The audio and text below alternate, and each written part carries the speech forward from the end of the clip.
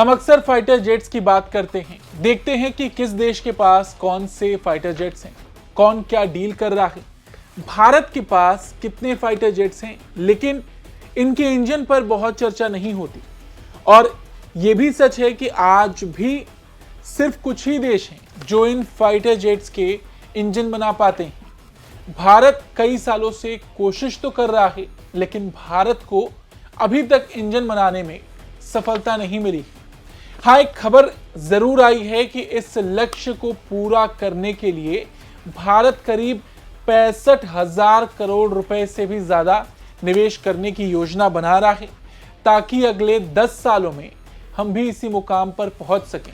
आज विस्तार से हम भी इसी विषय पर बात करेंगे, जानेंगे कि भारत का क्या प्लान है, अगले 10 सालों में क्या कुछ बदल जाएगा, और अगर भारत फाइटर जेट्स के इंजन बनाने में सफल हो जाता है तो कैसे ये हमारे लिए एक बड़ा गेम चेंजर साबित होगा। ये सारी बातें आज इस वीडियो में।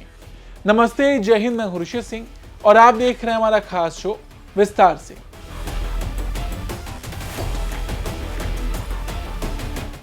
देखिए, इस वक्त भारत अपने लड़ाकू विमानों के लिए स्वदेशी इंजन बनाने की दिशा में तेजी से काम कर रहा है, और जो रिपोर्ट सामने आई हैं उसके मुताबिक भारत सरकार ने करीब 65,400 करोड़ रुपए निवेश करने की योजना भी बनाई है, जिसका लक्ष्य होगा कि साल 2035 तक भारत अपने सभी फाइटर जेट्स के इंजन खुद बना सके।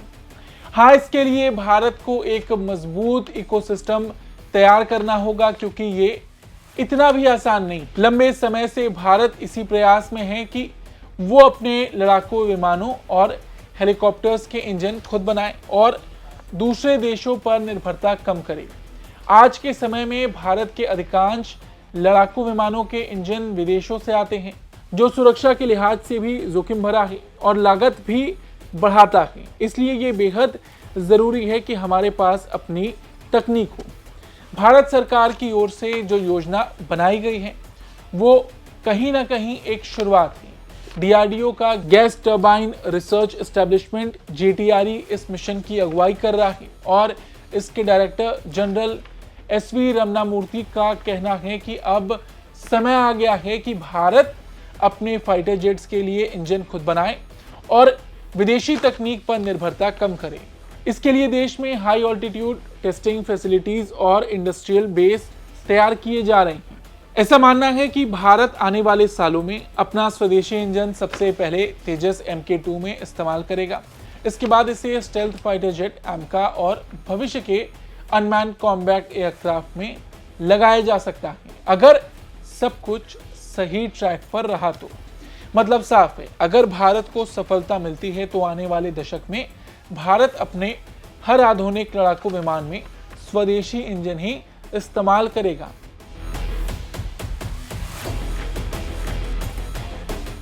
अच्छा, आपको बता दें, SV रामानामूर्ति ने यह जानकारी भी दी है कि देश को अलग अलग लड़ाकू विमान प्रोग्राम के लिए लगभग 1100 इंजन की जरूरत होगी। उन्होंने कहा कि स्वदेशी लड़ाकू इंजन के लिए मिशन मोड में काम करने की जरूरत है। देश को बेहतरीन परीक्षण सुविधा और मजबूत औद्योगिक आधार की आवश्यकता है। आपको बता दें, इस वक्त भारत अपने पहले 5वीं पीढ़ी के स्टेल्थ लड़ाकू विमान के लिए एक अंतर्राष्ट्रीय साझेदार के साथ इंजन को डेवलप करने की ओर देख रहा है, और इसके लिए फ्रांस की सैफ्रॉन, ब्रिटेन की रोल्स रॉयस और अमेरिका की जनरल इलेक्ट्रिक ने दिलचस्पी भी दिखाई है। और क्योंकि AMCA का प्रोटोटाइप 2028 में रोल आउट होने की उम्मीद है, तो ये पहला ऐसा मौका होगा जिसके लिए निजी कंपनियों को भी बोली लगाने का मौका मिलेगा।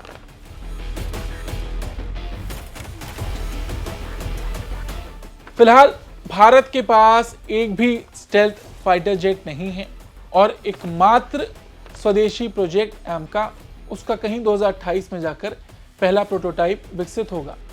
भारतीय वायुसेना 5th जनरेशन फाइटर एयरक्राफ्ट के लिए DRDO के साथ मिलकर काम कर रही है। और अगर AMCA की बात करें तो आपको बता दें, ये पहला स्वदेशी 2 इंजन वाला फाइटर जेट होगा, और इसका डिज़ाइन ऐसा है कि दुश्मन के रडार भी इसे नहीं पकड़ पाएंगे। और क्योंकि यहाँ खतरा चीन और पाकिस्तान का है, तो ये जानना भी जरूरी है कि पाकिस्तान जल्द ही चाइना से 40 J-35 स्टेल्थ फाइटर जेट खरीदने जा रहा है। ये 5वीं पीढ़ी के लड़ाकू विमान है। चाइना अपने सभी पुराने फाइटर जेट्स को 5वीं पीढ़ी के विमानों से बदल रहा है। वो अपने 5th जनरेशन के विमान J-20 को भी अपनी वायुसेना में शामिल कर चुका है। चाइना 200 के करीब J-20 एयरक्राफ्ट अपनी वायुसेना में शामिल कर चुका है। रही बात भारत की, तो साल 1965 के बाद से फाइटर जेट्स की संख्या में इंडियन एयरफोर्स अब तक के सबसे निचले स्तर पर है। MiG-21 रिटायर हो चुके हैं। आने वाले सालों में जगुआर का पहला स्क्वाड्रन फेज आउट होना शुरू हो जाएगा।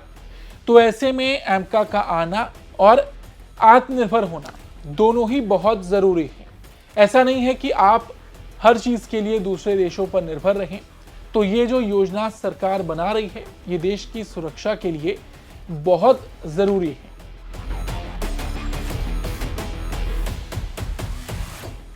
अच्छा, क्योंकि इंजन की बात हो रही है तो हमें कावेरी इंजन प्रोग्राम को भी नहीं भूलना चाहिए। इसे नई तकनीक और वैश्विक सहयोग के साथ वापस से संशोधित किया जा रहा है ताकि आगे चलकर home grown unmanned combat aerial vehicle में इसका इस्तेमाल किया जा सके। कुल मिलाकर भारत रक्षा के क्षेत्र में आत्मनिर्भर बन रहा है और आने वाले वक्त में भारत हथियार खरीदने वाला देश नहीं रहेगा, बल्कि खुद के हथियार और इंजन बनाकर दुनिया को दिखाएगा कि वो तकनीक में भी भरोसेमंद है। इस मिशन से देश में नई नौकरियां तो पैदा होंगी ही, साथ ही साथ भारतीय इंजीनियर्स को वैश्विक स्तर पर अपना हुनर दिखाने का मौका मिलेगा।